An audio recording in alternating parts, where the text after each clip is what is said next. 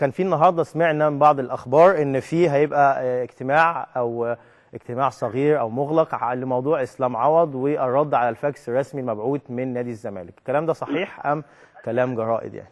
لا لا لا، هو يعني هو مفيش احنا على طول موجودين مع الكابتن حسام وموجودين باستمرار، يعني احنا ما بنعملش اجتماعات ولا حاجه، يعني احنا باتصال مستمر. تمام. وهو اللي حصل ان امبارح فعلا وصلنا اول مره، يعني وصلنا فاكس من نادي الزمالك، فاكس رسمي بيطلب يعني ان احنا نقعد عشان نشوف الموضوع بتاع اسلام عوض.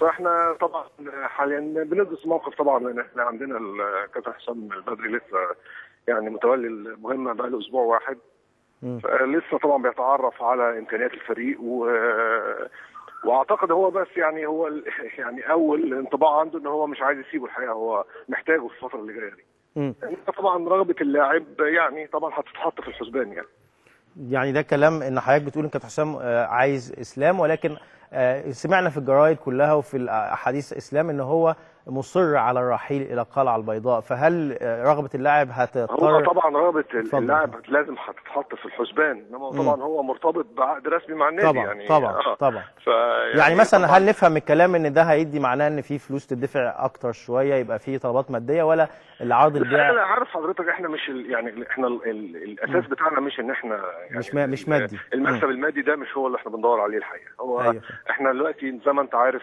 ان نادي انبي النهارده مش في موقعه الطبيعي في جدول المسابقه طبعا، فاحنا يهمنا اكتر من المكاسب الماديه ان الفريق نفسه مصلحته يعني.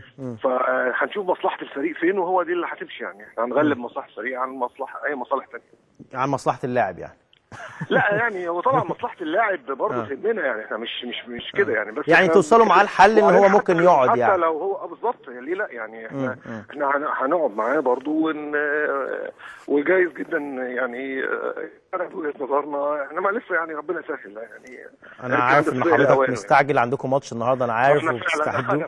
ربنا معاك ان شاء الله يا فندم، وانا خلينا نتواصل ان شاء الله باذن الله. المهندس محمد بدر رئيس نادي امبي. ويمكن كلام يعني المهندس ان الموضوع ممكن يبقى صعب ولا ايه، ده اللي هيبان، لان هو كلامه ان هو مصلحه النادي هي الابقى، لكن هيتحط في الحسبان مصلحه اسلام وضح بصوره قويه جدا من الواحد عارف يعني ان هو قال لكابتن حسام البدري ان هو مش هيدي كوره خلاص في نادي امبي، هو عايز يروح نادي الزمالك، وانه لو قعد في امبي ما حدش هياخد منه كوره، ما حدش يتوقع منه انه يلعب كوره. ده الكلام اسلام عوض لكابتن حسام البدري، مش تقييم طبعا كابتن حسام قيمه كبيره، لكن رغبه للولد او اللاعب ان هو يذهب الى نادي الزمالك.